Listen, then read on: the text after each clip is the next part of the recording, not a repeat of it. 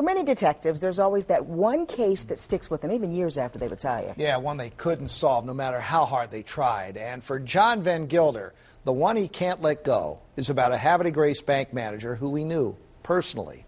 Here's ABC 2 News' Charlie Krausen with the story tonight.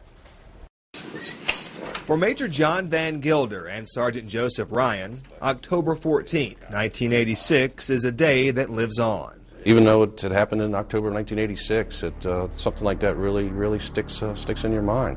Officer Van Gilder was a young family man, working the 7 to 3 shift as an officer with the Havre de Grace Police Department. It was the Tuesday after Columbus Day, and everyone had just come off of a 3-day weekend. He remembers the weather being warm.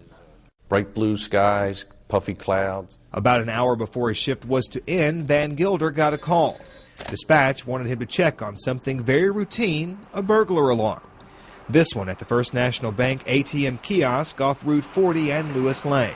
I remember where it was when I got the call. It took me about 90 seconds to arrive. Like most officers, Van Gilder was familiar with the bank employees in his jurisdiction. It was simply part of the job.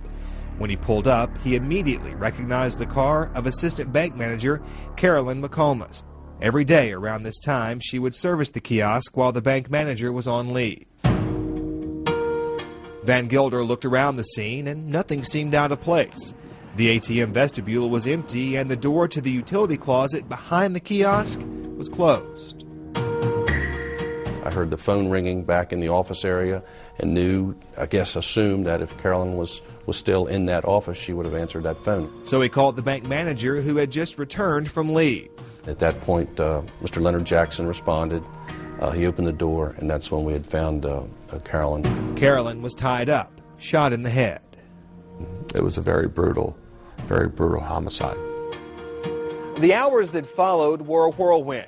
Carolyn had to be medevaced to shock trauma, her condition grave. Now, the Maryland State Police and the FBI, they arrived on the scene, immediately forming a task force and going to work. Now, that parking lot where the kiosk is located, it had to be shut down. Everyone had to be interviewed. What had they seen? More importantly, what did they know? We did have an eyewitness, a lady that was working in the photomat kiosk. John Ryan was the lead state police investigator. The woman at the drive-through photomat says a man pulled up in an olive green van just before the shooting.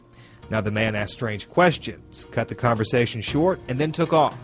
A second witness was sitting in her car at the time. She told police she saw a well-dressed man in a suit approach Carolyn. He had a mustache and was carrying a small duffel bag, and for police, all signs pointed to one thing. It wasn't a personal attack on her. It was that she was a victim of an armed bank robbery.